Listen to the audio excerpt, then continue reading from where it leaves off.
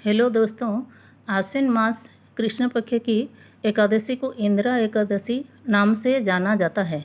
इसको पितृ एकादशी भी कहा जाता है क्योंकि पितृपक्ष में ये आने वाला रहता है। और आप यदि व्रत करते हैं, आप अपने पितरों के नाम से अपने व्रत को समर्पित कर सकते हैं। तो चलिए इंदिरा एकादशी के व्रत कथा सुनते हैं।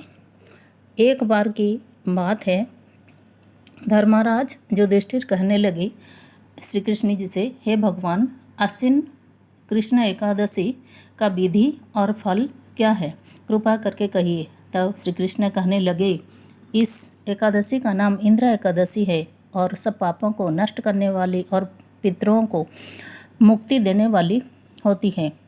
हे राजन, यानी अर्जुन से कहते हैं, हे राजन, ध्यानपूर्वक इसकी कथा सुनो।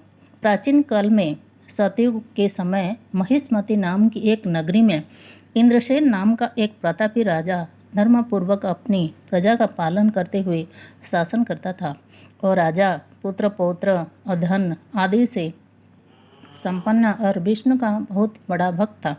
एक दिन जब राजा अपने सभा में बैठा था तो आकाश मार्ग से महर्षि नारद उतरकर उसकी सभा में आए। राजा उन्हें देखते ही हाथ जोड़कर खड़ा हो गया और आसन दिया। सुख से बैठकर नारद मुनि ने पूछा कि राजन, आपके सातों अंग कुशल पूर्वक तो हैं, तुम्हारी बुद्धि धर्म में और तुम्हारा मन विष्णु भक्ति में तो रहता है, ये प्रश्न करते हैं।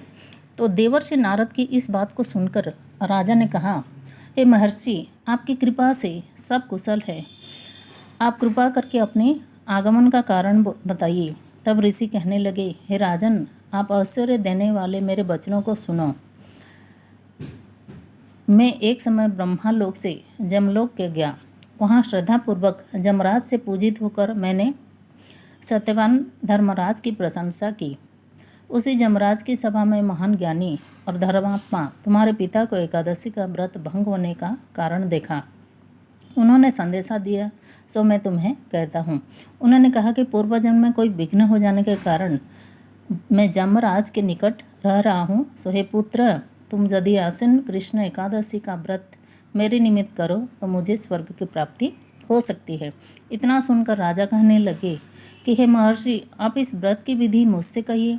नारद जी कहने लगे, आश्विन मास की कृष्ण पक्ष की दशमी के दिन प्रातःकाल श्रद्धापूर्वक स्नान आदि से निवृत्त होकर फिर से दोपहर को नदी आदि से जाकर स्नान करें। फिर श्रद्धापूर्वक पितरों के श्राद्ध करें, एक बार भोजन करें। प्रातःकाल होने पर एकादशी के दिन दातुन आदि करके स्नान करें। फिर व्रत के नियमों को भक्तिपूर्वक ग्रहण करता हुआ प्रतिज्ञा करें कि मैं आज संपूर्ण भोगों को त्याग कर निराहार एकादशी का व्रत करूँगा।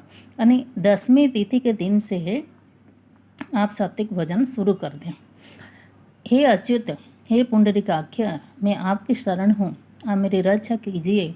इस प्रकार नियम पूर्वक शालग्राम की मूर्ति के आगे विधि पूर्वक श्राद्ध करके योग्य ब्राह्मण को फलाहार का भोजन कराएं और दक्षिणा दें। पितरों के श्राद्ध से जो बच जाए उसको सूंघ कर गौ को दें तथा धूप दीप गंध पुष्प नैवेद्य सब सामग्री से ऋषिकेश भगवान की पूजन करें। रात में भगवान के निकट जागरण करें। इसके पश्चात द्वादशी के दिन प्रातःकाल होने पर भगवान का पूजन करके ब्राह्मण भोजन कराएं। भाई बंधु स्त्री आदि से मौन होकर भोजन करें। नारद जी कहने लगे, हे राजन, इस विधि से यदि तुम आलस्य रहित होकर एकादशी का व्रत करोगे, तुम्हारे पिता अवश्य ही स्वर्गलोक को जाएंगे। इतना कहकर नारद जी चले गए। नारद जी की कथा अनुसार राजा दर अपने बांधवों और दासों सहित व्रत करने से आकाश से पुष्प वर्षा हुई। उस राजा का पिता गरुड़ पर चढ़कर विष्णु लोक को गया। राजा इंद्रसेन भी एकादशी के व्रत के प्रभाव से निष्कंटक राज्य करके अंत में अपने पुत्र को सिंहासन पर बैठाकर स्वर्गलोक को गया।